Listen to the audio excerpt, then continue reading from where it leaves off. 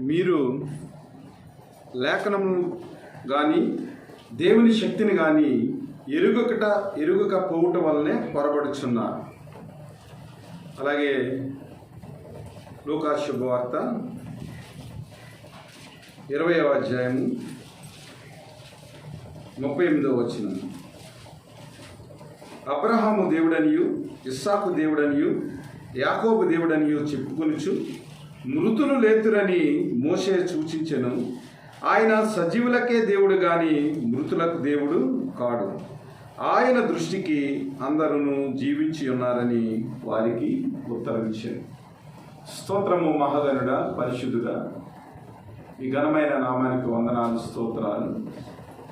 ఈ పునరుద్ధాన దినాన్న చదవబడిన వాక్యాన్ని బట్టి మీ పాదాలు చూస్తున్నాం. వాక్యంలోని సత్యాన్ని గ్రహించి మా జీవితాలను విశ్వాసంలో కట్టుకుంటానికి ప్రభువా మమ్మలను నడిపించి ఈ వాక్యం ద్వారా ప్రోత్సహించి బలపరచమని ఈ మనవులన్నీ మా ప్రభువైన యేసుక్రీస్తు నామాన అడిగి వేడుకుంటున్నాం పరమ తండ్రి, ఆమేన్. ప్రభువైన యేసుక్రీస్తు నామానికి వందనాలు. కూడి వచ్చిన మీ అందరికీ దేవుని యొక్క దీవెనలు మెండుగా ఉండును గాక. ఈరోజు మన సందేశంలో ముఖ్యమైన భాగం ఏమిటంటే పునరుద్ధానం. ఆయన దృష్టికి అందరూ జీవించి ఉన్నారనేది సత్యం.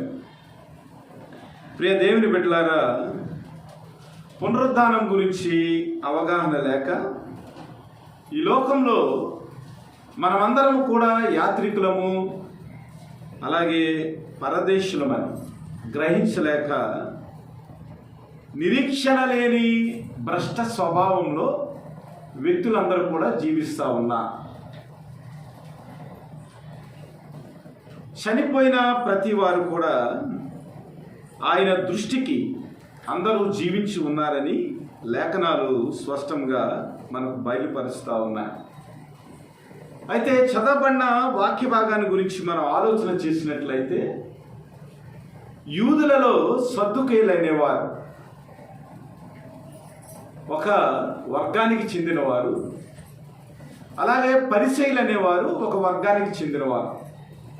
వీరందరూ కూడా యూదుల్లో చాలా నిష్ట కలిగిన ప్రధానమైన యోధా సాంప్రదాయం కలిగిన వ్యక్తులు. ఈ వ్యక్తులలో సద్దుకయ్యులు అనేవారు రాజకీయమైన అధికారాన్ని ఆకాంక్షించేవారు. అంటే రాజకీయంగా ఎక్కువ పలుకుబడి కావాలని ఆశపడేవారు. అయితే వీరు చాలా ప్రధానమైన వర్గానికి చెందినవారు. వీరి యొక్క వాదన ఏమిటంటే, ఒక వ్యక్తి చనిపోయినప్పుడు మరలా తిరిగి లేవరని, అనగా శరీరం యొక్క పునరుద్ధానాన్ని వ్యతిరేకించేవారు. మరణం తర్వాత వ్యక్తులకు జీవితం లేదని వారు నమ్మటమే కాదు కానీ ఆ సిద్ధాంతాన్ని చాలా బలముగా బలపరచాలని వారు ప్రతి విషయంలో కూడా ప్రభువుని శోధిస్తున్న వర్గముగా ఉన్నారు. అదే పరిచయాలు అనుకోండి, వారు పునరుద్ధానం ఉందని నమ్మేవారు. మనుషులు మరణించిన తర్వాత వారికి జీవితం ఉందని, దేవుని యొక్క ఆత్మ దేవుడు దయచేసిన ఆ స్థలానికి పోతుందని చాలా నమ్మేవారు వారు. కాబట్టి ఈ సద్దుకయ్యులకును పరిసయ్యులకును ఏమాత్రం కూడా పొత్తు కుదరదు. వారి యొక్క సిద్ధాంతం ఏదైతే ఉందో ఆ సిద్ధాంతం కొరకు సద్దుకయ్యులు పాటుపడుతూ ఉంటారు. అలాగే పరిసయ్యులు నమ్మిన సిద్ధాంతం అనగా మనుషులు మరణించిన తర్వాత తిరిగి లేస్తారని, వారికి ఆత్మలు ఉన్నామని, ఆ ఆత్మలు దేవుని యొక్క ఉంచబడి ఉన్నామని వారు నమ్ముతూ ఉంటారు. అయితే సద్దుకయ్యులు ఎలాగైనా కూడా ప్రభు అయిన యేసుక్రీస్తుని ఇరకాటంలో పెట్టాలని అనేక సార్లు ప్రభు అయిన యేసుక్రీస్తుని శోధిస్తూ ఉన్నారు. ఎలాగైనా ప్రభు అయిన యేసుక్రీస్తుని అప్పజెప్పాలి, ఎలాగైనా ప్రభు అయిన యేసుక్రీస్తుని చంపాలి, రోమా ప్రభుత్వం చేత వారు అధికారం పొందాలని రోమా ప్రభుత్వానికి వ్యతిరేకముగా లేదా లేఖనాల్లో దేవుని యొక్క సత్యాన్ని బోధించేవారు ఎవరైతే ఉన్నారో వారందరినీ కూడా ఆ యూదా సాంప్రదాయం ప్రకారము రోమా సైన్యానికి లేదా రోమా అధికారానికి వారిని చెరపట్టి చంపాలనేది వారి యొక్క ఉద్దేశం. అందువల్ల యేసుక్రీస్తు పునరుద్ధానం గురించి, యేసుక్రీస్తు వారు మరణం తర్వాత మనకున్న జీవితం గురించి బోధిస్తూ ఉంటే ప్రభు అయిన యేసుక్రీస్తుని ఎలాగైనా చంపాలని వారు ఆలోచన చేస్తూ ఉన్నారు. లూకా శుభవార్త 20వ అధ్యాయంలో 20వ వచనాన్ని మనం చూస్తూ ఉంటే, వారు ఆయనను కనిపెట్టుచు అధిపతి వశమునకు అధికారమునకు ఆయనను అప్పగించుటకై ఆయన మాటల యందు తప్పు పడవలనని తాము నీతిమంతులమని అనిపించుకుని వేగుల వారిని ఆయన యొద్దకు పంపిరి. వారు వచ్చి, బోధకుడా, నీవు న్యాయముగా మాట్లాడుచును బోధించుచును ఉన్నావు. నీవు ఎవని యందును మోమాటం లేక సత్యముగానే దేవుని మార్గమును బోధించుచున్నావని ఎరుగుదుము. మనము కైసరుకు పన్నిచ్చుట న్యాయమా కాదని ఆయనను అడిగిరి. ఆయన వారి కుయుక్తిని గుర్తెరిగి ఒక దేనారము నాకు చూపిడి, దీని మీద రూపమును పైరాతము ఎవనివని అడగగా వారు కైసరు అని. అందుకైన అలాగైతే కైసరుకును దేవునికి చెల్లించుడని వారితో చెప్పెను. వారు ప్రజల ఎదుట ఈ మాటలో తప్పు పట్టనేరక ఆయనకు ప్రత్యుత్తరమునకు ఆశ్చర్యపడి ఊరకుండు. ప్రభువైన యేసుక్రీస్తుని ఎలాగైనా పట్టించాలని వారు ఏం చేశారంటే ఒక దేనారాన్ని తీసుకొచ్చి దేవుని దగ్గర పెట్టారు. ఇదిగో కైసరుకు పన్నిచ్చుట న్యాయమా కాదా? దేవునికి చెల్లించాలా, కైసరుకు చెల్లించాలా పన్ను? ఎవరికి చెల్లించాలని ప్రభువైన యేసుక్రీస్తుని ఇరకాటంలో పెట్టడానికి వారు ఆలోచన చేశారు. ప్రభు అయిన దేవుడు సృష్టికర్త, మనుషులను సృజించినవాడు, మనుషులకు జ్ఞానం ఇచ్చినవాడు. జ్ఞానం ఇచ్చిన యేసుక్రీస్తుని శోధించాలని సద్దుకైలు ఎంతో ప్రయత్నం చేస్తూ ఉన్నారు. వెంటనే ప్రభు యేసుక్రీస్తు వారు ధ్యానారం చూపించి, ఈ ధ్యానారం మీద ఉన్నది ఎవరి రాత అని అడిగితే కైసరివని అనగానే ప్రభు యేసుక్రీస్తు అన్నారు, ఇదిగో కైసరుకిని దేవునికి చెల్లించాలని వెంటనే చెప్పినప్పుడు అక్కడ ఉన్న సద్దుకైలు యొక్క వారి జ్ఞానం అంతా కూడా నిస్సారం అయిపోయింది. వారు ఏదైతే ఆలోచన చేశారో, ఏదైతే కుట్ర పన్నారో ప్రభువైన యేసుక్రీస్తు మీద, ఆ కుట్ర ఫలించలేదు. పైగా ప్రభువైన యేసుక్రీస్తు చెప్పిన మాటల్లో ఏది కూడా అసత్యం లేదు. ఆ నాణ్యము, దాని మీద ఉన్న పైరాత, ఇదంతా కూడా కైసరుకు సంబంధించింది. కాబట్టి ఈ లోక సంబంధమైన ధనం ఏదైతే ఉందో, ఈ లోక సంబంధమైన దేనారం ఏదైతే ఉందో, అదంతా కూడా ఈ లోకానికి అధికారి అయిన కైసరుకు సంబంధించినవి. మీరైతే దేవునికి సంబంధించిన వారు కాబట్టి మీరు దేవుని వ్యక్తులుగా, అనగా దేవునికి మీరు సజీవ యాగముగా మీ జీవితాలను సమర్పించుకోవాలని కైసరుకి అలాగే దేవునికి ఇమ్మని చెప్పారు. మరలా ప్రభువైన యేసుక్రీస్తుని ఎలాగైనా చంపాలని, ప్రభువైన యేసుక్రీస్తుని ఎలాగైనా ఇరకాటంలో పెట్టాలని వారు ఏం చేశారంటే పునరుద్ధానం గురించిన ఆ ప్రశ్న వేశారు. ఎందుకంటే సద్దుకైలు ఎవరు కూడా పునరుద్ధానాన్ని నమ్మరు. చనిపోయిన వ్యక్తి తిరిగి జీవిస్తాడు, చనిపోయిన తర్వాత జీవితం ఉందని నమ్మరు. సరికదా వారి యొక్క సిద్ధాంతాన్ని మరి ప్రభావితం చేసేదానికి, వారి యొక్క సిద్ధాంతాన్ని ప్రచురం చేసేదానికి వారు ఎంతో కష్టపడతా ఉంటారు. కాబట్టి వారు ఏం చేశారంటే పునరుద్ధానం గురించి ప్రభువైన యేసుక్రీస్తుని ప్రశ్న వేస్తూ ఉన్నారు. పునరుద్ధానం లేదని చెప్పాడు సద్దుకైలు. ఆయన యొద్దకు వచ్చి, బోధకుడా, తన భార్య బ్రతికుండగా ఒకడు పిల్లలు లేక చనిపోయిన ఎడల వాని సహోదరుడు వాని భార్యను పెళ్లి చేసుకుని తన సహోదరునికి సంతానం కలుగ చేయవలనని మోషే మాకు రాసిచ్చాను. 7 సహోదరులు ఉండిరి. మొదటి వాడు ఒక స్త్రీని పెళ్లి చేసుకుని సంతానం లేక చనిపోయాను గనుక రెండో వాడు ఆమెను పెళ్లి చేసుకును, వాడును సంతానం లేక చనిపోయాను. అటువలనే 3వ వాడును చనిపోయాను. అట్లు 7 సంతానం లేక చనిపోయి అందరి వెనుక ఆ స్త్రీయు చనిపోయాను. పునరుద్ధానమందు వారిలో ఎవనికి ఆమె భార్యగా ఉండెను, ఆమె ఆ 7 భార్య అయ్యాను కదా అని అడిగిరి. అందుకు యేసు, మీరు లేఖనములను గాని దేవుని శక్తిని గాని ఎరుగుట పోవలనే మీరు పొరబడుచున్నారు. వారు మృతుల్లో నుండి లేపబడినప్పుడు పెండ్లి చేసుకొనరు, పెండ్లికియబడరు గాని పరలోకమందున్న దూతల వలె వారు ఉందురు. ఇది చాలా కఠినమైన కాంటెస్ట్. సద్దుకాయలు వేసిన ప్రశ్న ఏదైతే ఉందో అది ధర్మశాస్త్ర సంబంధమైన ప్రశ్న.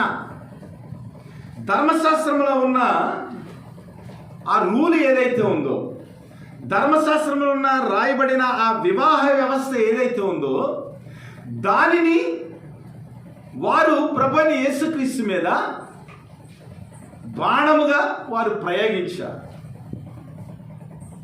మోషే ధర్మశాస్త్రంలో ఏమి రాయబడి ఉందంటే, ఒక స్త్రీకి ఒక పురుషుడికి వివాహం అయిన తర్వాత వారు పెళ్లి చేసుకున్నారు.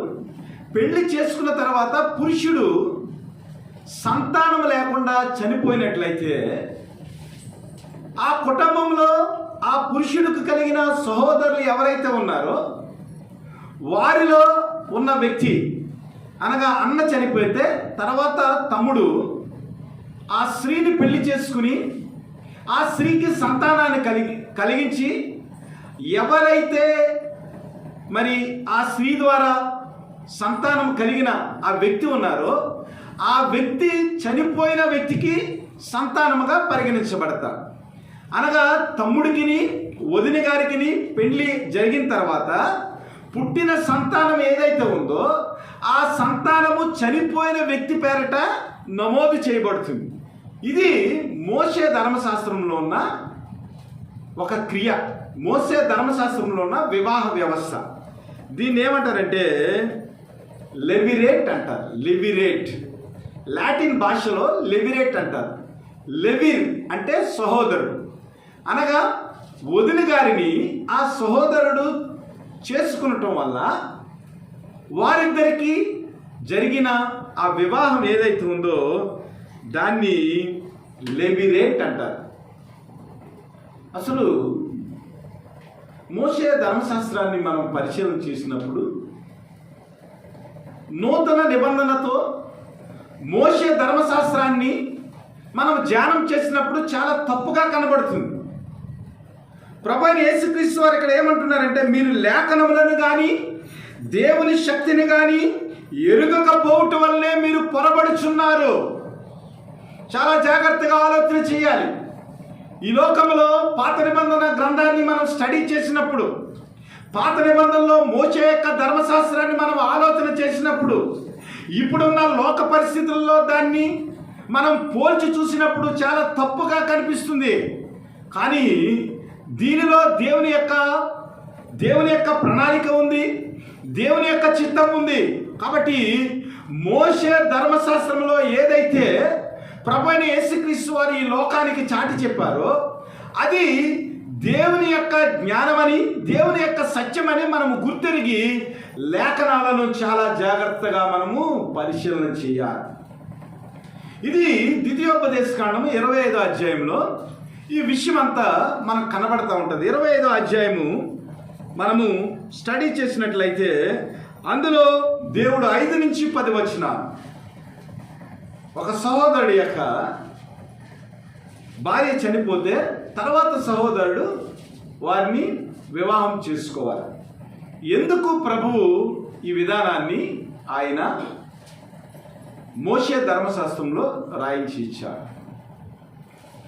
మరి మనం చదువుకున్న వాక్య భాగంలో పునరుద్ధానములో ఉన్నవారు ఎందుకు పెళ్లి చేసుకోరు, ఎందుకు పెళ్లికి ఇవ్వబడరు?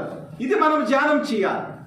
ఈ లోకంలో ఉన్న పరిస్థితులకు మోషే ధర్మశాస్త్రానికి దేవుడిచ్చిన లేఖనాలు, దేవుడిచ్చిన జ్ఞానాల గురించి మనం ఆలోచన చేసినప్పుడు దేవుని యొక్క చిత్తం ఏమిటో మనకు అర్థమవుతుంది. అలాగే రూతు బోయాజు విషయంలో అబీమెలెకు చనిపోయాడు, అతని యొక్క కుమారుడు మహలోను చనిపోయాడు. మహలోను చనిపోయిన తర్వాత మహలోను స్థానంలో ఒక వ్యక్తి రూతును పెళ్లి చేసుకోవాలి.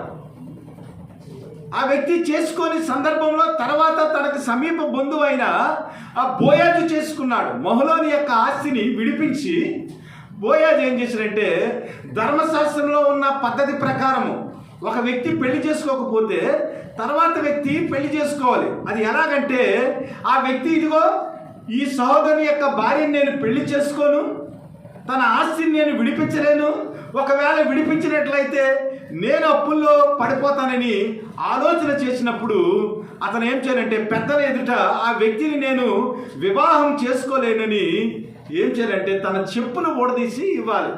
ఆ చెప్పును ఊడదీసి ఇచ్చినప్పుడు ఆ వివాహంలో భర్త చనిపోయిన ఆ వితంతు ఎవరైతే ఉన్నారో, విధవరాలు ఎవరైతే ఉన్నారో, ఆ విధవరాలు ఏం చేయాలంటే చేసుకోలేని వ్యక్తి మీద ఉమ్ము వేసి ఆ చెప్పుతో కొట్టినప్పుడు ఏమవుతుందంటే, తర్వాత సమీప బంధువు ఎవరైతే ఉన్నారో వారు ఆ వ్యక్తిని పెళ్లి చేసుకోవాలి. ఇది ధర్మశాస్త్రంలో లెవిరేట్లో, అనగా ధర్మశాస్త్ర ప్రకారము ఒక వితంతుని తర్వాతి సహోదరుడు చేసుకునే పద్ధతి. మరి ఇది కరెక్టేనా? ఇది కరెక్టేనా? వదిన గారిని మరి ఈ రోజున ఆ వివాహ వ్యవస్థలో మనం ఆలోచన చేసినట్లయితే, మరి వదిన గారిని తర్వాత మరిది చేసుకుని ఆ మరిది సంతానాన్ని కని ఆ సంతానము తన అన్నకు చెందినట్లుగా నమోదు చేయటం ఇప్పుడున్న రోజుల్లో అది చట్టం అవుతుందా? ఆలోచన చేయాలి. అసలు పాత నిబంధన కాలంలో ఎందుకు ఇలాగ జరిగిందంటే, పాత నిబంధన కాలంలో ఉన్న వ్యక్తులకు చాలా స్వాస్థ్యం ఉండేది, భూములు ఉండేవి. కాబట్టి ఆ స్వాస్థ్యం ఏదైతే ఉందో ఆ స్వాస్థ్యము అన్యాక్రాంతము కాకుండా ఉండేదానికి, అలాగే తన వదిన గారైన ఆ వ్యక్తిని పెళ్లి చేసుకుంటాం వల్ల ఆ వ్యక్తికి భద్రత కల్పించేదానికి, సంరక్షణ కల్పించేదానికి, కుటుంబంలో నుంచి బయటికి వెళ్ళిపోకుండా తన సహోదరుని యొక్క ఆస్తిని స్వాస్థ్యాన్ని కాపాడేదానికి, అలాగే తన సహోదరుని చేసుకున్నందుకు ఆ వ్యక్తికి భద్రత కలిగించేదానికి ధర్మశాస్త్రంలో ఈ విధానాన్ని దేవుడు రాసి ఉంచాడు. దీన్ని మనం ఆత్మీయంగా అర్థం చేసుకోవాలి. శారీరకపరమైన ఆలోచన బట్టి, శారీరకపరమైన కోరికలను బట్టి, శారీరకపరమైన సంప్రదాయాలను బట్టి మోషే యొక్క ధర్మశాస్త్రాన్ని మనం అర్థం చేసుకుంటే అది ఈ లోక పరిస్థితులకు చాలా చాలా కఠినంగా కనిపిస్తుంది, అది తప్పుగా కనిపిస్తుంది. కానీ దేవుని యొక్క జ్ఞానంతో ఆలోచన చేసినట్లయితే అది 100% ఖచ్చితంగా కనిపిస్తుంది. అయితే ఈ నూతన నిబంధనలో ఇప్పుడు అది చెల్లదు. ఎందుకంటే నూతన నిబంధన ప్రకారము ఒక వ్యక్తికి, అనగా ప్రతి పురుషునికి ఒక సొంత భార్య ఉండాలి, అలాగే ప్రతి స్త్రీకి ఒక సొంత భర్త ఉండాలి. ఒక భార్యకు ఒక భర్త, ఒక భర్తకు ఒకే భార్య, మరలా వేరే డీవియేషను ఉండకూడదు. ఇది కొత్త నిబంధన యొక్క రూలు. అయితే పాత నిబంధనలో దేవుడు దీన్ని బలపరిచినట్లుగా ఒక వచనాన్ని మనం చూద్దాం. ఆదికాండము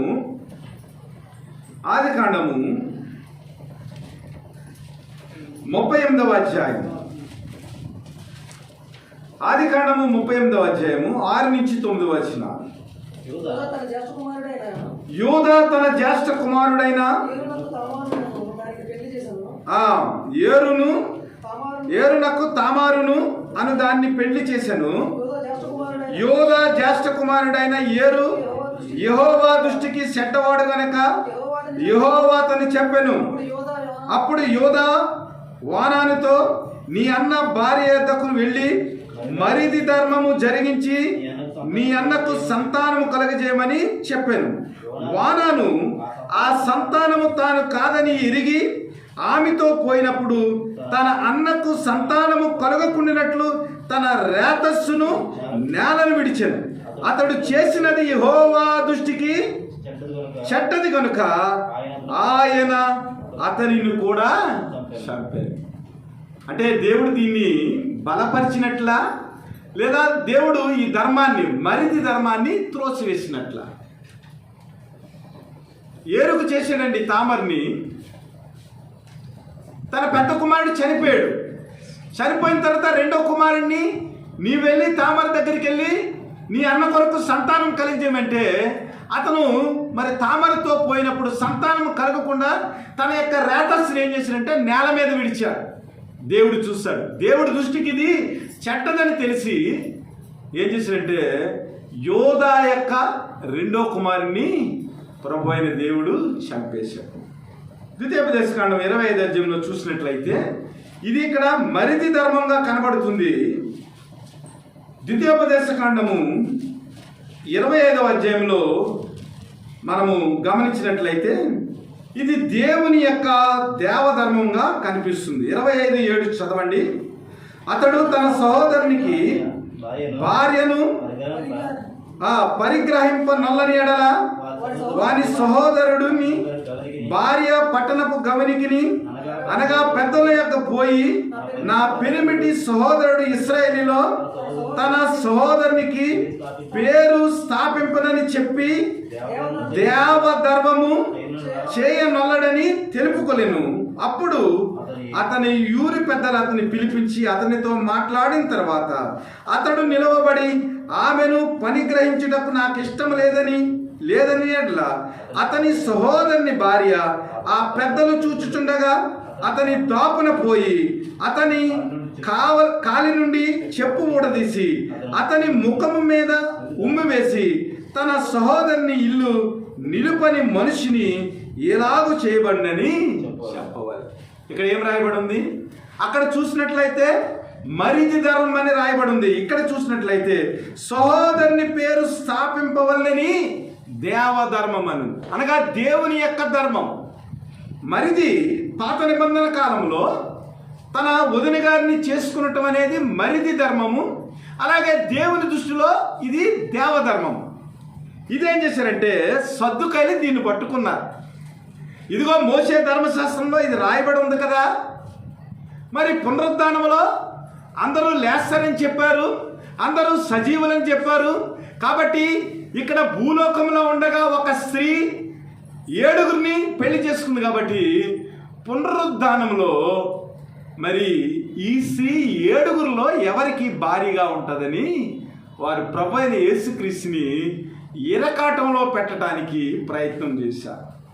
ప్రభు అయిన యేసుక్రీస్తు వారు ఏమన్నారంటే, ఇదిగో మీరు లేఖనాలను కానీ దేవుని శక్తిని కానీ ఎరుగుకట పోవటం వలన పొరబడుచున్నారు. వారు మృతుల్లో నుండి లేచినప్పుడు పెళ్లి చేసుకున్నారు, పెళ్లికి ఇవ్వడరు కానీ పరలోకమందున్న దేవదూతల వలె ఉందురు అంటున్నారు. అయితే ఈ లెవిరేట్ ప్రకారము ఈ లోకంలో ఉండగా ప్రభువు ఆ మరిది ధర్మాన్ని దేవధర్మాన్ని ఎందుకు ప్రోత్సహించాడు? మరి పరలోకంలోకి వెళ్ళిన తర్వాత అక్కడ పెళ్లి చేసుకోకపోవటము, పెళ్లికి ఇవ్వకపోవటం జరుగుతుంది కదా, ఎందుకు ఈ వ్యత్యాసాన్ని దేవుడు పెట్టాడనేది మనము ధ్యానం చేయాలి. ఎందుకంటే ఆదియందు దేవుడు ఆదామావులను సృజించాడు. ఇది చాలా పెద్ద సబ్జెక్టు. ఒకసారి అభి ఏమడిగాడంటే, మరి ఆదాము అవ్వలు కూడా పిల్లల్ని కన్నారు కదా, వారి పిల్లలకు పెళ్ళిళ్ళు చేశారు కదా, ఎవరిని చేశారు? అలాగే ఆదికాండం 6వ అధ్యాయంలో మనం చూసినట్లయితే దేవుని కుమారులని నరుల కుమారులు పెళ్లి చేసుకున్నట్లు కనబడతాం. అంటే దేవుని యొక్క వాగ్దానం ఏదైతే ఉందో ఆదాము అవ్వను చేసిన తర్వాత దేవుడు ఏమన్నాడంటే, ఇదిగో మీరు ఫలించండి, అభివృద్ధి చెందండి, భూమిని నిందించండి, భూమిని లోపరుచుకోండి. మరి దేవుని యొక్క వాగ్దానము, దేవుని యొక్క ఫలింపు జరగాలంటే మరి ఆదాముకు అవ్వకు కలిగిన బిడ్డలే కదా పెళ్లి చేసుకోవాలి. వారికి కలిగిన బిడ్డలు తప్ప భూలోకంలో ఏ బిడ్డలు లేరు. అలాగ చూసినట్లయితే అబ్రహాం ఎవరిని చేసుకున్నాడు? చెల్లిని చేసుకున్నాడు. తన కుటుంబంలోని అన్నకు చెందిన సంతానాన్ని చేసుకున్నాడు. అలాగే ఇస్సాకును చూసినట్లయితే ఇస్సాకు కూడా తన చెల్లినే చేసుకున్నాడు. అలాగే ఆమ్రామును మనం చూసినట్లయితే మోషే యొక్క తండ్రిని కనుక మనం చూసినట్లయితే యాకోబేదును చేసుకున్నాడు, అనగా తన మేనత్తను చేసుకున్నాడు. ఇది ఎందుకు చెప్తున్నానంటే, ధర్మశాస్త్రం లేనప్పుడు దేవుని యొక్క ప్రజలు ఫలించేదానికి, దేవుని యొక్క బిడ్డలు ఫలించేదానికి, దేవుని యొక్క వాగ్దానము ఈ భూమిని నిండించేదానికి ఏమైందంటే, ఆ ధర్మశాస్త్రంలో ఉన్న దేవుని యొక్క జనాంగము ఈ ప్రపంచాన్ని ఏలేదానికి, ప్రపంచాన్ని నిండించేదానికి దేవుడు ఏం చేశాడంటే, ధర్మశాస్త్రంలో ఆ మరిది యొక్క ధర్మాన్ని, దేవధర్మాన్ని ఆయన రాసి ఉంచాడు. దేవుని యొక్క స్వాస్థ్యం ఏదైతే ఉందో ఆ స్వాస్థ్యము అన్యాక్రాంతము కాకుండా ఉండేదానికి, దేవుని యొక్క బిడ్డలకు భద్రత కలిగి ఉండేదానికి. ఎందుకంటే అలనాటి కాలంలో సొదొమ గుమర్రాల గురించి మనం ఆలోచన చేసినట్లయితే, అక్కడ ఏదైనా ఒక వ్యక్తి వచ్చినప్పుడు, వాడు మగవాడు కానీ ఆడవారు కానీ వచ్చినప్పుడు, ఆ పట్టణపు గవిని దగ్గర ఉన్నప్పుడు వారు ఏం చేసేవారంటే, మూకమ్ముడిగా వెళ్ళి వారు ఆ వ్యక్తిని వారు ఆ రాత్రి పగలు అనకుండా అనుభవించే స్థితి. అనగా దేవుని యొక్క బిడ్డలను వారు పైశాచికం చేత, శారీరకమైన ఆ కోరికల చేత, తుచ్చమైన ఆ కోరికల చేత వారిని అనుభవించి భద్రత లేని పరిస్థితుల్లో ఆ స్త్రీలు ఉండేవారు. అందువల్ల వారిని సంరక్షించేదానికి, భద్రత కల్పించేదానికి, దేవుని యొక్క స్వాస్థ్యము బయటికి వెళ్ళిపోకుండా ఉండేదానికి దేవుడు ఏం చేశాడంటే, ఆ దేవధర్మాన్ని, ఆ మరిది ధర్మాన్ని ఆయన మోషే ధర్మశాస్త్రంలో రాశాడు. కొత్త నిబంధనకు వచ్చేటప్పటికి దేవుడు ఏం చేశాడంటే, ఒక పురుషునికి ఒక భార్య, ఒక భార్యకు ఒక పురుషుడు, ఇంతకు మించి ఏమీ లేదని చెప్పాడు. అదే పరలోకంలోకి వెళ్ళినప్పుడు పరలోకం యొక్క ఆ ధర్మం మారిపోయింది. లోకం యొక్క ధర్మం వేరు, ధర్మశాస్త్రం యొక్క ధర్మం వేరు, కొత్త నిబంధన యొక్క ధర్మం వేరు, అలాగే పరలోక సంబంధమైన ధర్మం వేరు. పరలోక సంబంధమైన ఆ ధర్మంతో మనం ఆలోచించినప్పుడు అక్కడ ఏమైందంటే, దేవుని యొక్క చిత్తాన్ని బట్టి దేవుని కొరకు ఏర్పరచబడిన జనాంగముగా, దేవుని చేత యోగ్యమైన రీతిలో ఎంచబడిన జనాంగముగా పరలోకంలో ఎవరైతే ప్రవేశిస్తారో, ఆ పరలోకంలో ప్రవేశించిన వారందరూ కూడా దేవదూతల వలె ఉంటారు. వారు పెళ్లి చేసుకోరు, పెళ్లికి ఇయ్యబడరు. మరి ఎందుకు పరలోకంలో పెళ్లి జరగదు? ఇది కూడా ప్రశ్నే కదా. పాత నిబంధన ప్రకారము దేవుని యొక్క ప్రజలు విస్తరించేదానికి, ఫలించేదానికి, వారి భద్రత కొరకు ఇవన్నీ కూడా దేవుడు రాసి ఉంచాడు. మరి పరలోకంలోకి వెళ్ళిన తర్వాత పెళ్ళిళ్ళు జరగవు. ఎందుకు జరగవు అంటే, ఇక్కడ పునరుద్ధానం గురించి, మరణం గురించి మనం స్టడీ చేస్తా ఉన్నాం. భూలోకంలో పుట్టిన ప్రతివాడు కూడా మరణించాలి. మరి దేవుని ప్రజలు పుట్టినవారు ప్రతివారు మరణిస్తూ ఉన్నారనుకోండి, కొన్నాళ్ళకి ఏమవుతుంది? భూలోకంలో ఎవరు కూడా మనుషులు ఉండరు. ఆ మనుషులు ఫలించేదానికి, మనుష్యుని యొక్క సంతానము భూలోకాన్ని నింపేదానికి ప్రభు ఏం చేసినంటే ఈ వివాహ వ్యవస్థను ప్రవేశపెట్టాడు. తద్వారా వ్యక్తులు ఉత్పత్తి కాబడుతున్నారు, వివాహం ద్వారా వ్యక్తులు జనిస్తున్నారు. కానీ జనించిన వ్యక్తులు ఎవరైతే ఉన్నారో వారు 70 సంవత్సరాల తర్వాత లేదా 80 సంవత్సరాల తర్వాత, పాత నిబంధనలో ఒక 150 తర్వాత లేదా 900 తర్వాత వారు చనిపోయారు. ఇలాగ పుట్టిన వ్యక్తులు ప్రతి వారు చనిపోతూ ఉంటే ఆ తర్వాత సంతానం ఉండదు. కాబట్టి దేవుడు ఏం చేశాడంటే వివాహ వ్యవస్థ ద్వారా స్త్రీ పురుషులకు సంతానాన్ని కలుగజేశాడు. అయినా కూడా మరణము వారి జీవితంలో ప్రవేశించింది. ఇలాగ మరణిస్తూ పోతూ ఉంటే దేవుని జనాంగము ఈ భూలోకంలో ఉండదు. కాబట్టి వివాహం ద్వారా దేవుని జనాంగము ఫలించేదానికి దేవుడు ఆ వ్యవస్థను పెట్టాడు. మరి మరణించిన వారి యొక్క ఆ సంతానము భూలోకంలో మరలా గుర్తుగా ఉండాలి కదా. మా తాతయ్య గారు మరణించారండి, మా నాన్నగారు జీవించి ఉన్నారు. మా నాన్నగారి ద్వారా నేను వచ్చాను, నా ద్వారా మా అబ్బాయి వచ్చాడు. కొన్నాళ్ళకి మా నాన్నగారిని మరణిస్తారు, ఆ తర్వాత నేను కూడా మరణిస్తాను, ఆ తర్వాత మా అబ్బాయి కూడా మరణిస్తాడు, ఆ తర్వాత వారి యొక్క కుమారుడు జీవిస్తాడు. అయితే దేవుని యొక్క వంశావళి ప్రకారము ఈ తరాలన్నీ కూడా ఒక తరం వెంబడి ఒక తరము, ఒక తరం వెంబడి ఒక తరము, ఇది కంటిన్యూ అయ్యేదానికి, దేవుని ప్రజల యొక్క ఉనికి ఈ భూలోకంలో ఉండేదానికి ఈ వివాహ వ్యవస్థ ఎంతో ఉపయోగపడింది. అయితే పునరుద్ధానం చెందిన తర్వాత ఎవరైతే చనిపోయారో వారందరూ కూడా మరలా జీవిస్తారు పునరుద్ధానంలో. ప్రభువైన యేసుక్రీస్తు యొక్క పునరుద్ధాన శక్తి వల్ల, ప్రభువైన యేసుక్రీస్తు యొక్క ఆ ప్రేమ వల్ల దేవుడు మనకు ఏదైతే వాగ్దానం ఇచ్చాడో, ప్రభువునందు మృతులైన ప్రతి వారు కూడా మొదట తమ తమ వరుసల్లో లేస్తారు. అలాగే చూసినప్పుడు ప్రభువునందు విశ్వాసం ఉంచిన వారు ఎవరైతే ఉన్నారో వారందరూ కూడా పునరుద్ధానంలో ఏమవుతారు? సజీవంగా లేస్తారు. వీరందరూ సజీవంగా లేచిన వారు ఎవరైతే ఉన్నారో వారందరూ కూడా నిత్యము బ్రతికే ఉంటారు. నిత్యము బ్రతికి ఉంటారు కాబట్టి చనిపోతాం అనేది ఉండదు. కాబట్టి ఇక మరణం యొక్క ముళ్ళు విరవబడింది. కాబట్టి పరలోకంలోకి వెళ్ళిన తర్వాత పునరుద్ధానం చెందిన వ్యక్తులందరూ కూడా జీవించే ఉంటారు. కాబట్టి ఇక వివాహం చేసుకుంటానికి అవకాశం లేదు. అర్థమైందా మీకు? మనం అందరం పునరుద్ధానం చెందిన తర్వాత ఆదాము నుంచి ప్రభువైన యేసుక్రీస్తు వచ్చే వరకు కూడా ఎవరైతే ఉన్నారో వారందరూ కూడా పునరుద్ధానంలో లేపబడతారు. వారందరూ సజీవంగా ఉంటారు. కాబట్టి అందరూ కూడా పరలోకంలో సజీవంగా ఉంటారు. కాబట్టి మరలా సంతానోత్పత్తి జరగవలసిన అవసరము లేదు. ఈ భూలోకంలో అయితే చనిపోతూ ఉంటారు. కాబట్టి ఆ చనిపోయిన వ్యక్తుల స్థానంలో కుటుంబాలు మరలా అభివృద్ధి చెందాలి. కాబట్టి వివాహ వ్యవస్థ ద్వారా ఆ కుటుంబాలు అభివృద్ధి చెందుతూ ఉన్నాయి. కానీ పరలోకంలోకి వెళ్ళిన తర్వాత చనిపోయిన వారందరూ బ్రతుకుతారు. కాబట్టి ఇక పెళ్ళిళ్ళు చేసుకోవాల్సిన అవసరము లేదు. ఇది సద్దుకైలకి ప్రభువైన యేసుక్రీస్తు వారు ఏం చెప్పారంటే, ఇక పునరుద్ధానం చెందిన తర్వాత పునరుద్ధానం చెందిన వారి మీద మరణము ఏలదు. కాబట్టి ఇక మరణానికి చోటు లేదు. కాబట్టి పరలోకంలో పెళ్ళిళ్ళు చేసుకోవాల్సిన అవసరము లేదు.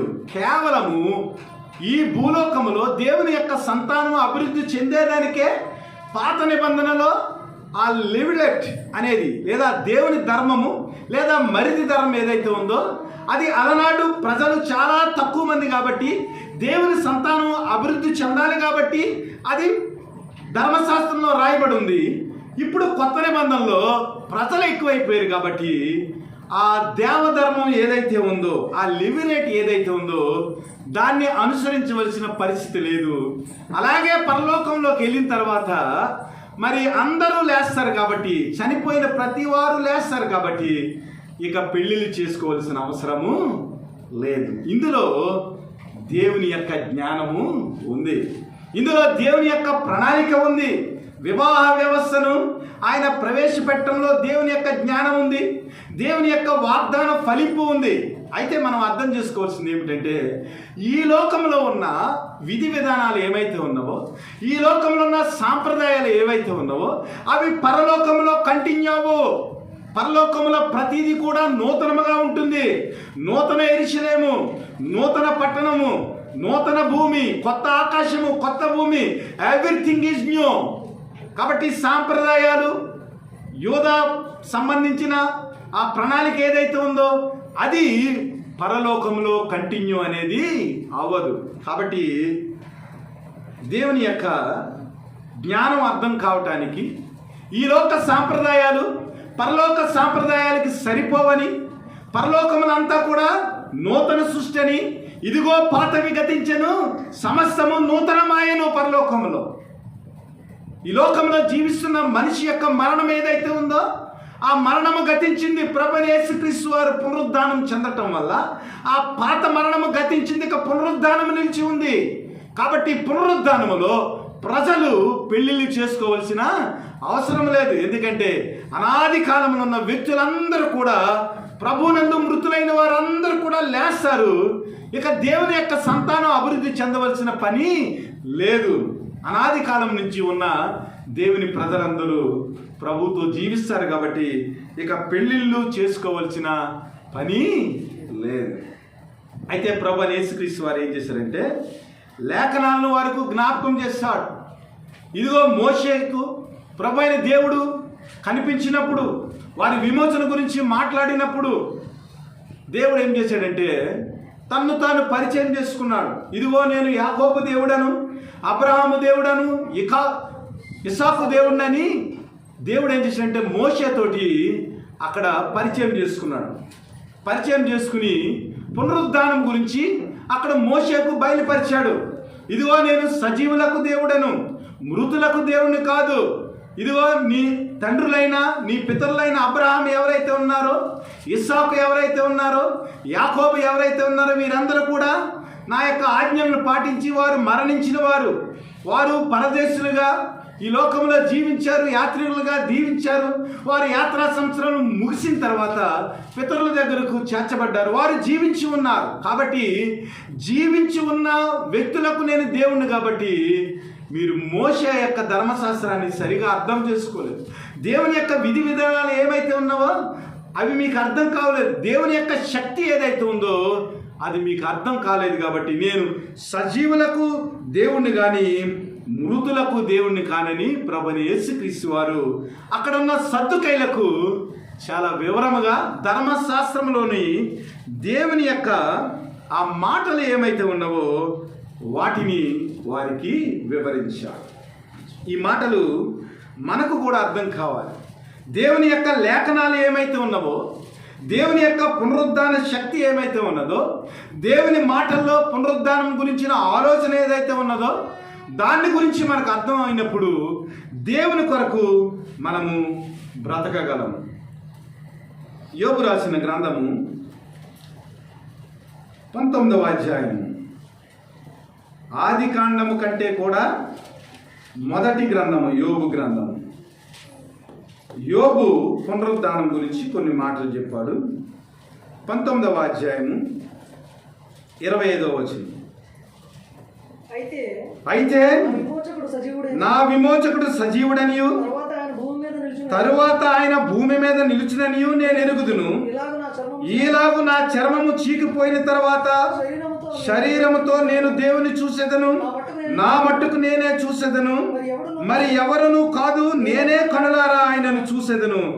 నాలో నా అంతరింద్రములు కృషించుచున్నవి అంటున్నాడు. అంటే ప్రభు అయిన యేసుక్రీస్తు వారికి ముందే లేఖనాల్లో యోబు పునరుద్ధానం గురించి చెప్పాడు. ఇదిగో నా విమోచకుడు సజీవుడనియు ఆయన భూమి మీదకి మరలా వస్తాడని నేను ఎరుగుదును. ఈలాగు నా చర్మము చీకిపోయిన తర్వాత శరీరముతో నేను దేవుని చూసేదను. చూసారా? నా చర్మము చీకిపోయిన తర్వాత శరీరముతో నేను దేవుని చూసేదను. అంటే ఏ వ్యక్తి అయితే పాతి పెట్టబడతాడో, ఏ వ్యక్తి శరీరము కృషించిపోతుందో, ప్రభువైన యేసుక్రీస్తు వారు భూమి మీదకి వచ్చిన తర్వాత ఆయన పునరుద్ధాన శక్తితో మృతులను లేపడానికి వచ్చిన తర్వాత వారి వరుసల్లో మృతులు లేచిన తర్వాత నా మట్టుకు నేనే శరీరముతో దేవుణ్ణి చూసేదని అంటున్నాడు. ఎవరు కాదు, నేనే నా కన్నులారా నా దేవుణ్ణి చూస్తారంట. అంటే పునరుద్ధానాన్ని గూర్చిన ఆ లేఖనాలు ఏవైతే ఉన్నావో అవి సద్దుకైలకు అర్థం కావటం లేదు. అర్థం కాక వారు ఏం చేస్తున్నారంటే పునరుద్ధానం లేదని అక్కడున్న ప్రజలను మభ్య పెడతా ఉన్నారు. మనుషులు మరణించిన తర్వాత జీవితం లేదని అక్కడ యోధా ప్రజలను వారు మభ్య పెడతా ఉన్నారు. ప్రభువైన యేసుక్రీస్తు వారు అయితే పునరుద్ధానం ఉందని చెప్తా ఉన్నాడు. ఇదిగో మృతుల పునరుద్ధానం ఉంది. ఆ పునరుద్ధానంలో మేలు చేసిన వారు మేలు పునరుద్ధానమునకును, కీడు చేసిన వారు కీడు పునరుద్ధానమునకు వెళ్తారు. కీడు చేసిన వారు యుగ యుగాలు కూడా ఆ నరకములో వేయబడతారు. మేలు చేసిన వారు దేవునితో సదాకాలం వారు జీవిస్తారు. ఆకాశంలోని నక్షత్రముల వలె వారు దేవుని ప్రజలను తిప్పుతారని దానియేలు గ్రంథంలో కూడా చెప్పబడింది. కాబట్టి మీరు దేవుని యొక్క లేఖనాన్ని మీరు పరిశీలన చేయలేక పునరుద్ధానం లేదని, మృతులు మరణించిన తర్వాత తిరిగి లేపబడరని, అలాగే పునరుద్ధానంలో పెళ్లిళ్ళకి ఇవ్వబడరని, పెళ్లిళ్ళు చేసుకోరని, అలాగే పునరుద్ధానం చెందిన వ్యక్తులకు మరలా పెళ్లి చేసుకోవలసిన అవసరం లేదని, వారందరూ కూడా దేవదూతల వలె నిరంతరము వారు జీవిస్తూ ఉంటారని, దేవుని యొక్క దృష్టిలో అందరూ జీవించుతూనే ఉన్నారని ఈ విషయం మీకు అర్థం కాక పునరుద్ధానములో మరలా ఆ స్త్రీ ఎవరిని చేసుకుంటుందని మీరు ప్రశ్న వేస్తారని దేవుని యొక్క లేఖనాల గురించి దేవుడు ఏం చేశాడంటే సద్దుకైలకు ఎంతో చక్కగా దేవుని యొక్క పునరుద్ధానం గురించి చెప్తా ఉన్నాడు. ఒక మాట ఇర్మియా గ్రంథము 8వ అధ్యాయము 7 నుంచి 9 వచనాలు. ఇర్మియా గ్రంథము 8వ అధ్యాయము 7 నుంచి 9 వచనాలు. ఆకాశమునకెదురు సందుబుడ్డి కొంగైనను తన కాలము నెరుగును, తెల్ల గువ్వయు మంగళ కత్తి పిట్టయు ఓదే కోరును తాము రావలసిన కాలమును ఎరుగును. అయితే నా ప్రజలు యెహోవా న్యాయ విధిని ఎరుగారు. చూసారా, ఆకాశ పక్షులు ఏమైతే ఉన్నావో, ఆకాశ పక్షులకి ఉన్న జ్ఞానము సంగుబుడ్డి కొంగైనను ఆకాశముకెగురు పక్షులైనను తమ కాలం గురించి ఎరుగును. ఏ కాలంలో దేవుడు వస్తాడో, ఏ కాలంలో అవి ప్రయాణం చేయాలో, ఏ కాలంలో ఏ దిశ నుంచి ఏ దిశకి వారు ప్రయాణం చేస్తే వాటికి ఆహారం దొరుకుతుందో ఇవన్నీ కూడా ఆకాశంలో ఎగిరే పక్షులకు తెలుసు. వేసవకాలం వచ్చేటప్పటికి ఆస్ట్రేలియా నుంచి కొన్ని వందల పక్షులు రాజమండ్రికి వస్తాయి. ఆ రాజమండ్రికి వచ్చినప్పుడు ఆ పక్షులు వస్తాయని తెలిసి ఆ రాజమండ్రిలో ఉన్న ఆ ప్రజలు, ఒక ప్రాంతం ఉంది, ఆ ప్రాంతం పేరు నాకు ఆ నోట్లో ఆడుతుంది కానీ మంచి పేరు. ఆ పేరు మనము మారంపూడి నుంచి లోపలికి వెళ్తే ఆ ఊరు ఉంటుంది. ఆ ఊరిలో ప్రజలందరూ ఏం చేస్తారంటే ఆ పక్షులు వచ్చే సమయానికి, వేసవికాల సమయానికి వెన్నెలన్నీ కూడా చెట్లు కడతారు. చెట్లు కట్టినప్పుడు ఆస్ట్రేలియా నుంచి కొన్ని వేల కిలోమీటర్ల నుంచి ఆ పక్షులు వచ్చి ఈ వేసవికాలం అంతా కూడా అక్కడ చక్కగా మరి దానికి కావాల్సినవన్నీ తిని మరలా వేసవికాలం అయిన తర్వాత ఆస్ట్రేలియాకి వెళ్ళిపోతాయి. ఈ పక్షులన్నీ ఆస్ట్రేలియా నుంచి వచ్చినాయని మనకు ఎలా తెలుస్తాయి అంటే, ప్రతి పక్షి యొక్క కాలికి అక్కడ ఆస్ట్రేలియాలో ఉన్న ప్రజలు ఏం చేస్తారంటే దానికి ఆస్ట్రేలియాకి సంబంధించిన ఆ గుర్తు వేస్తారు, ఆ ట్యాగ్ కడతారు. ఆ ట్యాగ్ కడితే ప్రతి పక్షిని మనం చూసినప్పుడు ఆ మనుషులు అలాగే ఉంటారు, అక్కడ ఆ పక్షులు మేస్తూ ఉంటాయి. ఏవైతే ఆ వెన్నులు ఉన్నాయో, కంకులు ఉన్నావో అవన్నిటిని మేస్తూ ఉంటే వారు పట్టుకుని చూసినప్పుడు ఆ పక్షులకి ఆస్ట్రేలియా నుంచి వచ్చినట్లు ఆ ట్యాగ్ కనపడుతుంది. అంటే దీన్ని బట్టి మనం అర్థం చేసుకోవాల్సింది ఏమిటంటే, ఆకాశ పక్షులన్నీ కూడా తమ తమ కాలంలో అవి ఎక్కడకు ప్రయాణం చేయాలి, ఏ ప్రాంతం నుంచి ఏ ప్రాంతానికి వలస వెళ్ళాలి, ప్రతిదీ కూడా వాటికి తెలుసు. కానీ దేవుని యొక్క ప్రజలుగా, ధర్మశాస్త్రము చదువుతున్న వ్యక్తులుగా, దేవుని యొక్క వాక్యాన్ని పఠించే వ్యక్తులుగా మనకేం జరుగుతుందంటే, దేవుని గూర్చిన న్యాయ విధి ఏదైతే ఉందో, దేవుని యొక్క ధర్మశాస్త్రం ఏదైతే ఉందో, దేవుని యొక్క వాక్యం ఏదైతే ఉందో అది ఇప్పుడున్న ప్రజలకు తెలియటం లేదు. సద్దుకైలకు పునరుద్ధానం గురించి తెలియటం లేదు. సద్దుకైలకు దేవుని యొక్క ధర్మం గురించి తెలియటం లేదు. దేవుని యొక్క ఆ మరిది ధర్మం గురించి తెలియటం లేదు. దేవుడు ఎందుకు ఆ ధర్మాన్ని ప్రవేశపెట్టాడు, దేవుని యొక్క ప్రజలకు దేవుని యొక్క సంరక్షణ ఏమిటి, దేవుని యొక్క భద్రత ఏమిటి, దేవుని యొక్క చిత్తం ఏమిటి, దేవుని యొక్క వాగ్దానము దేవుని యొక్క ప్రజల జీవితాల్లో ఎలాగ నెరవేరాలనేది సద్దుకైలు ఆలోచన చేయటం లేదు. కానీ వారు పునరుద్ధానం లేదని, మనుషులు మరణించిన తర్వాత మరలా తిరిగి లేవరనే ఆ తప్పుడు సిద్ధాంతాన్ని సృష్టికర్త అయిన ప్రభు దగ్గరే వారు ప్రదర్శించడానికి సాహసం చేస్తూ ఉన్నారు. కాబట్టి ప్రియ దేవుని బిడ్డలారా, ఇలాగ మనం చూస్తూ ఉన్నట్లయితే అనేక విషయాలు మృతుల యొక్క పునరుద్ధానం గురించి యెషయా గ్రంథంలో మరి దేవుడు కృషించిన శరీరంలో మీ ప్రేతలు ఏమైతే ఉన్నావో అవి సజీవంగా లేస్తాయని, దేవుని యొక్క మంచు తాకిడి చేత అవి జీవాన్ని మరలా పునికి పుచ్చుకుంటాయని, అలాగే మనం చదువుకున్న హెస్కేలు 36వ అధ్యాయంలో చూసినట్లయితే అక్కడ ఎముకల లోయలో దేవుని యొక్క ఆత్మ ఆ ఎముకల్లో ప్రవచింపగా, ఆ భక్తుడు ప్రవక్త ఎవరైతే ఉన్నారో ఆ ప్రవక్త దేవుని ఆత్మ చేత ప్రవచింపగా ఆ ఎముకలలో గొప్ప సైన్య సమూహమై దేవుని యొక్క బిడ్డలుగా వారు లేచి నిలిచారని ఇలాగ మనం చూసినట్లయితే బ్రతుకున్న వ్యక్తులే ప్రభువైన యేసుక్రీస్తు వారు యాయీరు కుమార్తెను, అలాగే లాజరును, అనేక మంది వ్యక్తులను, చనిపోయిన వ్యక్తులను ప్రభువైన యేసుక్రీస్తు వారు మరి లేపారు. అలాగే పౌలు లేపాడు, అలాగే పేతురు లేపాడు. దోర్కా చనిపోయినప్పుడు, దోర్కా మరి తబిత అనే వ్యక్తి చనిపోయినప్పుడు పేతురు వచ్చి ఆ దోర్కాన్ని బ్రతికించినట్లుగా చూస్తాము. అనగా దేవుని యొక్క శక్తి చేత, దేవుని యొక్క లేఖనాల చేత ఒక వ్యక్తి మరణించిన తర్వాత తిరిగి లేస్తాడని, ప్రతి వారు కూడా వారి వారి వర్షంలో లేస్తారని, అలాగే పరలోకంలో పెళ్లికి ఇవ్వలరని, ప్రభు అయిన దేవుడు ఆయన జీవించుచున్న వ్యక్తులకు ఆయన దేవుడని, ఆయన మృతులకు దేవుడు కాదు కానీ మరి ఆయన సజీవులకు దేవుడని అర్థమయ్యేదానికి సద్దుకేయులకు ఆయన ఇచ్చిన మాట ఏమిటంటే, ఇదిగో మీరు లేఖనాలను పరిశీలన చేయటం లేదు, దేవుని యొక్క శక్తిని మీరు ఆశ్రయించకే పునరుద్ధానం లేదని మీరు చెప్తా ఉన్నారని వారికి ఆయన లేఖనాల ప్రకారం ఆయన బుద్ధి చెప్పినట్లుగా మనం చూస్తూ ఉన్నాం.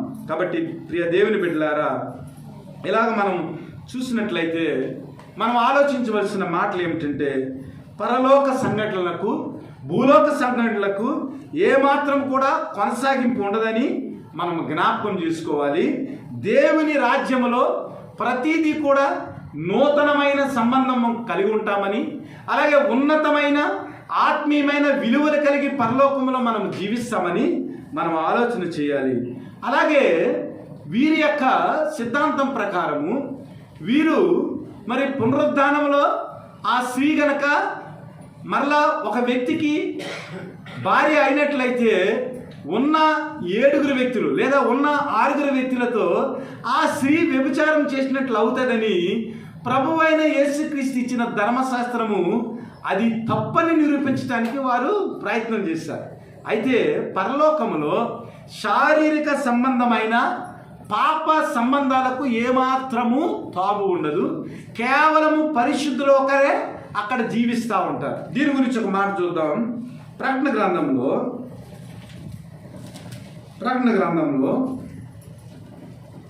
21వ అధ్యాయంలో 7వ వచనం, జయించువాడు వీటిని స్వతంత్రించుకొనును, నేను అతనికి దేవుడినై ఉందును, అతడు నాకు కుమారుడై ఉండును.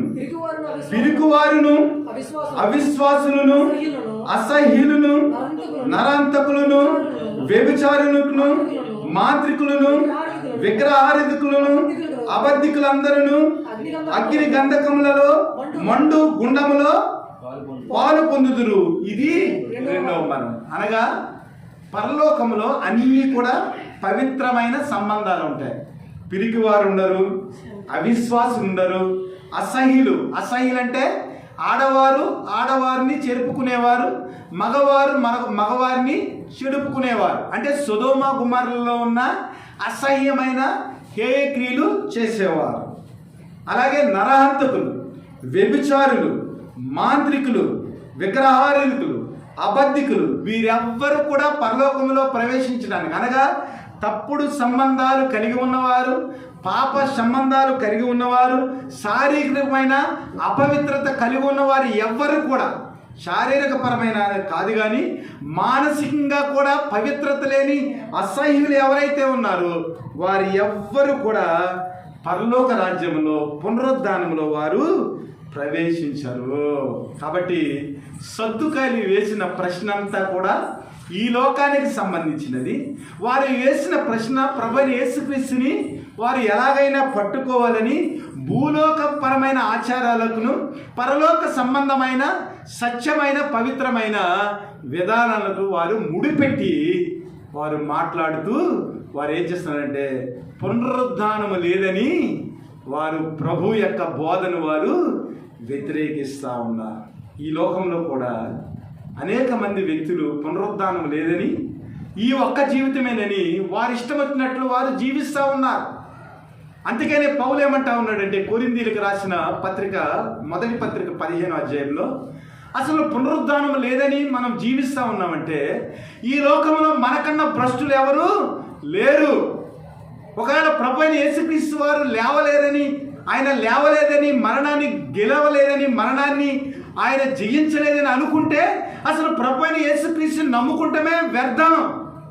అసలు ప్రభు లేపబడి ఉండలేనట్లయితే మనము కూడా లేపబడం అని ఆయన ఏం చేశారంటే పునరుద్ధానం గురించి ఒక ఖచ్చితమైన అభిప్రాయాన్ని ఇచ్చాడు. అలాగే బైబిల్లో లేఖనాలను మనం చదివినట్లయితే యెషయా గ్రంథంలో, ఇర్మియా గ్రంథంలో, ఆదికాండంలో, అనేక గ్రంథాలలో ప్రతి గ్రంథంలో కూడా పునరుద్ధానం గూర్చిన ఆ నిజమైన రుజువులు ఉన్నాయి. కాబట్టి సద్దుకైల యొక్క ఆ తప్పుడు ఆలోచన ఏదైతే ఉందో, తప్పుడు విధానం ఏదైతే ఉందో, దానిని మనము అనుసరించకుండా, దేవుణ్ణి శోధించకుండా, పరలోక సంబంధమైన విలువలు కలిగి పవిత్రమైన జీవితాన్ని జీవించి పవిత్రమైన ఆ వివాహ వ్యవస్థను ప్రభు ఏదైతే నూతన నిబంధనలో ప్రవేశపెట్టాడో, లేఖనాల్లో పాత నిబంధనలో మరి ఆ ధర్మం ఎందుకుందో, దాని యొక్క ఆంతర్యం ఏమిటో, దేవుని యొక్క చిత్తం ఏమిటో గ్రహించి మనం ఏం చేయాలంటే లేఖనాల్లో ఉన్న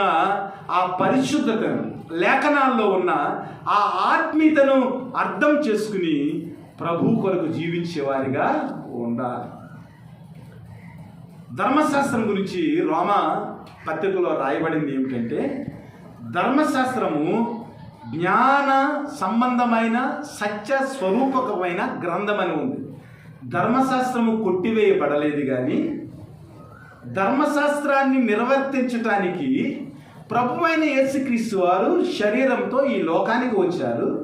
ప్రభువైన యేసుక్రీస్తు వారు ధర్మశాస్త్రాన్ని ఆయన తన శరీరంతో నెరవేర్చారు. కాబట్టి ధర్మశాస్త్రాన్ని పాటించవలసిన అవసరం మనకి లేదు, కానీ ప్రభువైన యేసుక్రీస్తుని వెంబడిస్తే చాలు. ధర్మశాస్త్రాన్ని ఆయన నిర్వర్తించాడండి. నిర్వర్తించిన తర్వాత మరలా మన ధర్మశాస్త్రానికి ఎందుకు లోబడాలి? ప్రభు అయిన యేసుక్రీస్తుని వెంబడిస్తే చాలు. అందుకని ప్రభు యేసుక్రీస్తు వారు ఏమన్నాడంటే, మొదట నా నీతిని, నా రాజ్యాన్ని వెతకండి. ఇప్పుడు పూర్వకాలం రేడియోలు ఉండేవండి, ఇప్పుడు రేడియోలు వాడుతున్నామండి. ఆండ్రాయిడ్ సెల్ అన్నీ వచ్చేస్తున్నాయి, రేడియో వచ్చేస్తుంది, టీవీ వచ్చేస్తుంది. మనకి ఏది కావాలంటే అది ఆ యూట్యూబ్లో కొడితే, ఫేస్బుక్లో కొడితే మనకు కావాల్సింది వచ్చేస్తుంది. మరి అన్నీ వచ్చేస్తూ ఉన్నప్పుడు మనం రేడియోను వాడతామండి. అలాగని రేడియో విలువలేందా? రేడియో విలువైంది. ఒకప్పుడు మరి ఫ్యాన్లు ఉండేవి కాదు, విసనకర్రలు ఉండేవి. కానీ విసనకర్రలు మరి కరెంటు పోయినప్పుడు దాని ఆవశ్యకత ఉందా లేదా? కరెంటు పోయినప్పుడు కంపల్సరీగా మనం విసనకర్రలకు రావాల్సిందే. ఏసీ పని చేయకపోతే మరలా మనం ఏం చేయాలి? ఫ్యానుల దగ్గరికి రావాల్సిందే. మరి ముందు కనిపెట్టబడిన ఫ్యానులు, విసనకర్రలు ఇవన్నీ వ్యర్థమా? కాదు కదా. ఒకప్పుడు బొగ్గు ఇంజిన్ ఉండేదండి, ఆ తర్వాత డీజిల్ ఇంజిన్ వచ్చింది, ఆ తర్వాత కరెంట్ ఇంజిన్ వచ్చింది. మరి బొగ్గు ఇంజిన్ వ్యర్థమా? బొగ్గు ఇంజిన్ లేకపోతే అసలు కరెంట్ ఇంజినే లేదు. కరెంట్ ఇంజిన్ తయారు కాబట్టడానికి బొగ్గు ఇంజిన్ ఆధారం. కాబట్టి నూతన నిబంధన పాటించాలంటే దానికి ఆధారం ఏమిటి? పాత నిబంధన. అందుకనే ప్రభువైన యేసుక్రీస్తు వారు అడిగిన ప్రశ్నలకు ప్రతిదీ కూడా ఆధారం కావాలి. కాబట్టి ధర్మశాస్త్రంలోని లేఖనాలను చూపించి, అయ్యా మీరు ధర్మశాస్త్రంలో లేఖనాలను కానీ ఆ శక్తిని కానీ గ్రహించలేక మీరు అజ్ఞానంలోకి వెళ్ళిపోతున్నారు. ఇదిగో పాత నిబంధనలో కూడా పునరుద్ధానం గురించి యెషయా రాశాడు, పాత నిబంధనలో కూడా ఇర్మియా రాశాడు, పాత నిబంధన ఆదికాండంలో రాయబడింది, నిర్గమాకాండంలో రాయబడింది. పునరుద్ధానము ఉంది. మీరు లేఖనాలను చదవక ఆ ధర్మశాస్త్రంలో ఉన్న ఆ సత్యాన్ని గ్రహించలేక మీరు పునరుద్ధానం లేదని అంటున్నారు. కానీ పునరుద్ధానము ఉంది. అయితే పునరుద్ధానంలో పెళ్ళిళ్ళు చేసుకోవాల్సిన అవసరము లేదు. ఎందుకంటే పునరుద్ధానంలో మృతులెందిన ప్రతి వారు కూడా లేస్తారు. కాబట్టి ఇక దేవుని యొక్క సంతానాన్ని ప్రొడ్యూస్ చేయవలసిన అవసరము లేదు. మనకి ట్యాంక్ నిండిపోయిందండి, పైన వాటర్ ట్యాంక్ నిండిపోయింది. వాటర్ ట్యాంక్ నిండిపోయిన తర్వాత మరలా మోటార్ వేయవలసిన అవసరం ఏముంది? అవసరం లేదు కదా. అలాగా పరలోకంలోకి వెళ్ళిన తర్వాత దేవుడు సృష్టించిన వారు అందరూ కూడా లేస్తారు. ఇక మరలా కొత్త మనుషులు సృష్టించవలసిన అవసరము లేదు. కాబట్టి ప్రియ దేవుని బిడ్డలారా, లేఖనాలను చదివి లేఖనాల్లో ఉన్న సత్యాన్ని, లేఖనాల్లో ఉన్న దేవుని యొక్క ప్రణాళికను, దేవుని యొక్క చిత్తాన్ని గ్రహించి దేవుని వాక్య ప్రకారము పరిశుద్ధమైన జీవితాన్ని జీవించడానికి మనం నేర్చుకున్నప్పుడు దేవుని యొక్క వాక్కు మనలను జీవింపజేస్తుంది. దేవుని యొక్క వాక్కు మనల్ని నడిపిస్తుంది. మన పాదములకు దీపము దేవుని యొక్క వాక్యం. కాబట్టి దేవుని వాక్యములో ఉన్న ఒకవేళ పాత నిబంధన కొట్టివేయబడి ఉంటే మనకు నూతన నిబంధన ఉండాలి కదా హోలీ బైబిల్లో. మరి పాత నిబంధన కొత్త నిబంధన కలిపి పరిశుద్ధ గ్రంథం అని ఎందుకు రాయబడి ఉంది అనగా, పాత నిబంధన ఆధారం లేకుండా, పాత నిబంధన దాని యొక్క సారాంశం మనకు తెలియకుండా కొత్త నిబంధనను మనము గ్రహించలేము. కాబట్టి పాత నిబంధన కొత్త నిబంధన కలిపి దేవుని యొక్క పరిశుద్ధమైన వాక్కు. ఇది సద్దుకైలికి అర్థం కాలేదు. దేవుడి కృప ఏమిటంటే ప్రభువైన యేసుక్రీస్తు రావటం వల్ల, ఆయన యొక్క బోధలు గ్రంథస్థం చేయబడటం వల్ల, ఆయన ప్రేమ మన జీవితాల్లో పరిశుద్ధ గ్రంథంగా పెట్టబడటం వల్ల దేవుని యొక్క ఆ వాక్కును వివేచించేదాన్ని, దేవుని యొక్క వాక్కును మనం ధ్యానించేదానికి దేవుడు ఈ బైబిల్ అనే ప్రేమ లేఖను మన చేతిలో పెట్టాడు. It is the letter fulfil with the love of God. క్రీస్తు యొక్క ప్రేమ చేత నింపబడిన గ్రంథము పరిశుద్ధ గ్రంథము. ఇందులో ఒక అచ్చు కానీ ఒక పొల్లు కానీ తీయటానికి వీలు లేదు. అది పాత నిబంధనలోదైనా కొత్త నిబంధనలో. భూమి ఆకాశము గతించింది కానీ ఇందులో ఒక పొల్లు కూడా పోవటానికి వీలు లేదు. ఇది సత్యము. కాబట్టి క్రీస్తు చెప్పిన పునరుద్ధానం ఏదైతే ఉందో ఆ పునరుద్ధానం సత్యం. కాబట్టి ఆ పునరుద్ధానంలో మనం అందరం సజీవులుగా లేపబడతాం. కాబట్టి ఆ యొక్క విశ్వాసంతో, ఆ యొక్క నిరీక్షణతో పవిత్రమైన జీవితాన్ని జీవించి క్రీస్తు కొరకు బ్రతకాలని, అట్టి కృప దేవుడు మీకు దయచేయాలని మనస్ఫూర్తిగా మిమ్మల్ని దీవిస్తూ ఈ మాటలు ముగిస్తున్నాను. హల్లెలూయా.